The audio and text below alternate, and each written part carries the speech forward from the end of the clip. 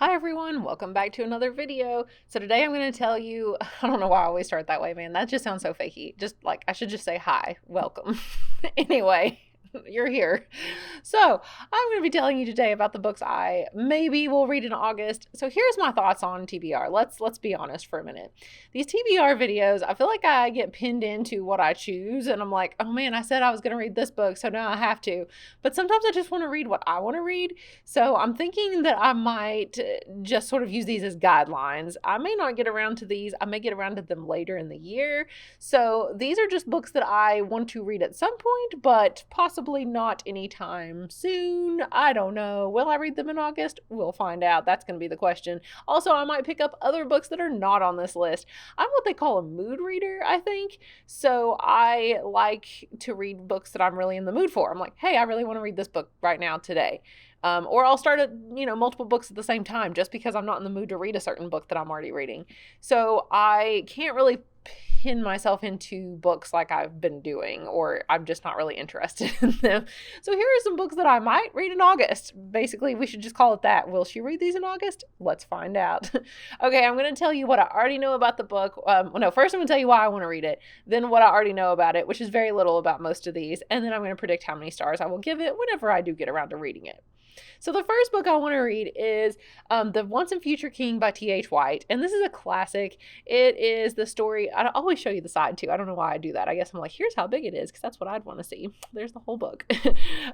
This is sort of like basically one of the definitive King Arthur collections, basically, if you want to hear about Knights of the Round Table and Camelot and Guinevere and Lancelot and all those people. And I'm in the mood for something like that. I mean, that sounds good. I've never read it before. I have a student here at school who talks about this book all the time. She's only a 10th grader, but she loves it. And she tells me that there was sort of this sequel that came out later called The Book of Merlin that's like also amazing. So I need to read these, and I've been meaning to for a very long time. This copy is old. It even says discarded, and it smells really good. I wish you could smell it. Maybe you can hear it. Maybe I should do like some ASMR, like, can you hear that? I don't know. This is a really weird video. I already filmed another video, so now I'm just tired, and now I'm just doing random stuff. That's what I want to read it because the girl told me. I already know that it's about King Arthur, and it's just a bunch of different stories, and I'm going to predict I'll give it 4 out of 5 because I think some of them might be slow moving, but I still think it'll be pretty good. Okay, the next book I want to read in August is a random book I picked up from the library here at school. It's a series that some students recommended to me. I've seen this author before as well. I know we have other fantasy books by him.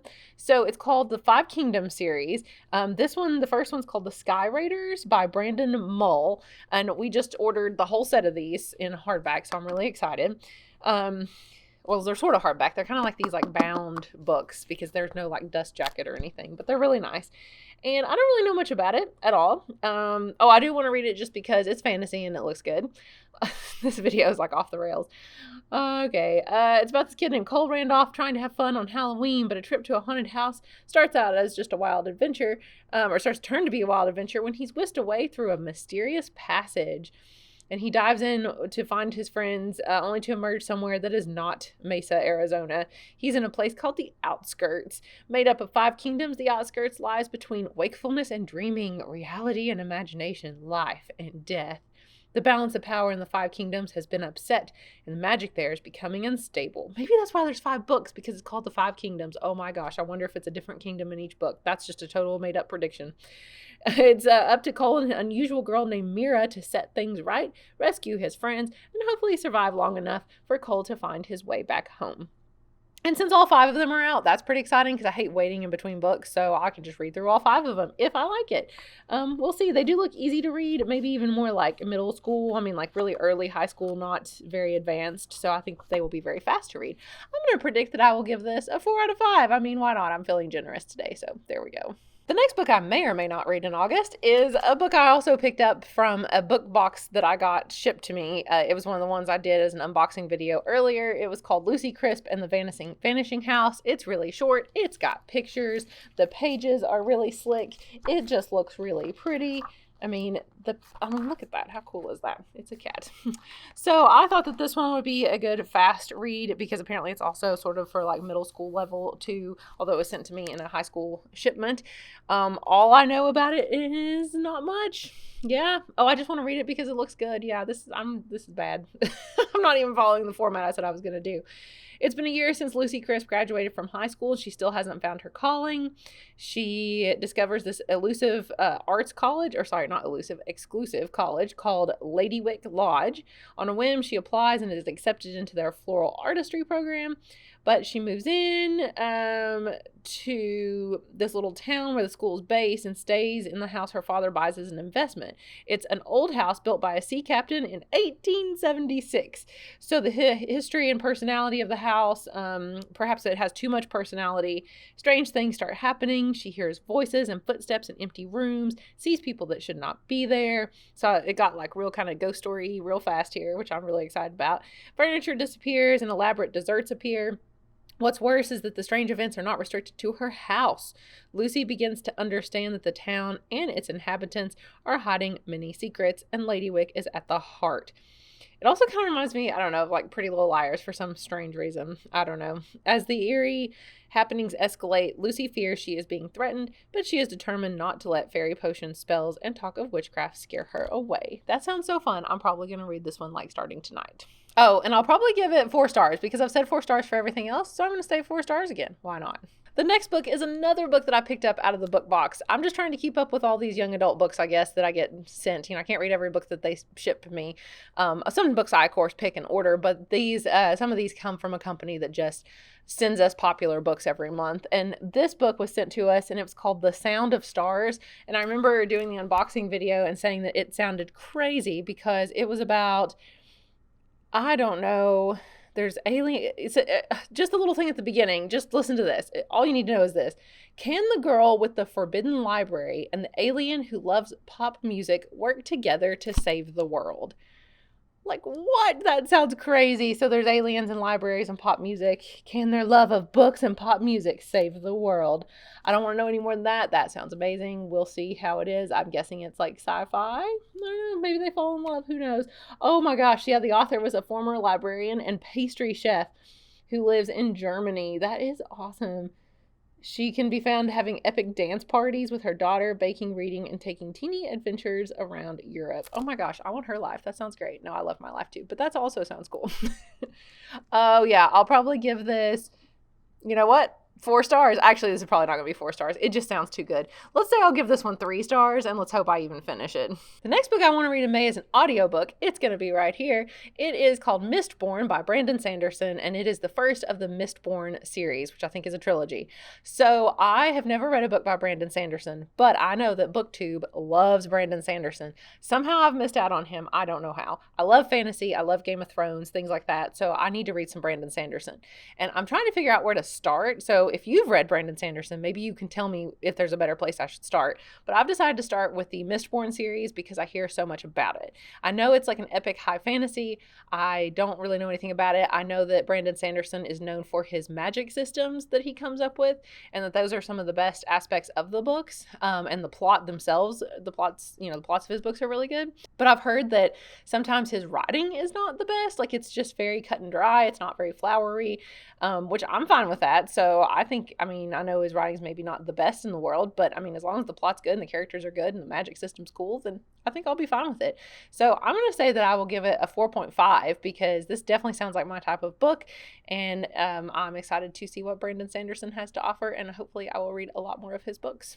At the end of the video here, I just want to briefly mention a couple more. I'm also going to be reading Action Park, which I talked about in my July wrap-up video, so I'm not going to talk about it again here. But if you've never heard of Action Park, it was a true park, amusement park in New Jersey in like the 1980s and 90s that had a lot of accidents and was just crazy. And this is sort of a behind-the-scenes story written by the man who ran the park. This was written by his son. So he compared his dad to like a deranged Willy Wonka, he says, and it's just really fun. And so this is the behind the scenes story of Action Park. So I am going to finish this one. I'm about a third of the way through. I'm on page like 100 and something. So I will finish this book this month as well. And I'm probably going to give it a 4 out of 5. Couple more books I want to mention at the end of the video and a big announcement. And a lot of you already know this if you are, I know a lot of you guys are like my Facebook friends and stuff or people that I know. But if you don't know me, we do have a big announcement. My husband and I are having a baby. So yay, we are very excited. And it's due in February. And so I'm reading this book called Baby Wise, Giving Your Infant the Gift of Nighttime Sleep. And I'm having my husband eventually read this too. I keep telling him all the things I learned. It's been around for a long time. There's been a lot of different editions of it, and I am not very far in, but I feel like I've read it a lot. Like I've spent a lot of time reading it already, and I'm taking notes and using little, things I need to mark and things like that. I'm highlighting and underlining and all that sort of stuff. And I'm sure that as time gets closer to February, I will probably go back and reread all the parts I've underlined again because I have to have my sleep, and this baby is going to sleep through the night. So that's going to happen early on. Anyway, the other book I want to talk about that has to do with baby stuff is this book, The Diviners by Libba Bray. And you're like, what? What does it have to do with babies? Well, I'd started this book a long time ago. I'm over halfway finished. It was really good. And I keep saying I'm coming back to it in all the videos that I do. And you're probably like, why hasn't she read this book yet? But it's because the only week I was ever nauseous when I learned that I was pregnant it was just for 1 week off and on. But every time I was nauseous, it seemed like I was reading this book. Then the nausea passed and I've not really had it since. But when I think about reading this book, I get nauseous. So that's why, and I couldn't tell you that before because we were waiting to tell everybody, but now everybody knows. So I've been waiting to read this book because I just have to wait until I feel like I could not possibly feel nauseous even thinking about reading it. And then maybe in a couple weeks here, I'll be able to read it again because it is really good too. And I've talked about this book a lot. So those are all the books that I might read. I don't know. No, they're not. I'll probably pick up more books too. Who knows? I might go home tonight and say, I'm not interested in a single one of these. I'm going to read something else. But I think I'll start with that Lucy Crisp and the Vanishing House thing because that sounded really cool. I thought somebody was coming in the library. That'd be really weird. They probably think, why am I talking to myself in here? I mean, it's like a Saturday, so I don't think there's anybody here, but there were some cars outside. I don't know. Anyway, okay, so I guess I'm just going to talk a little bit quieter now just in case, somebody's like out there. That was really weird. I totally heard the door. Okay, this is getting creepy. Should I go like check and see?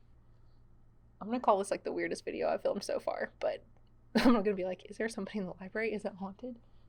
That's the book I'm going to read though, is the one about the scary haunted story.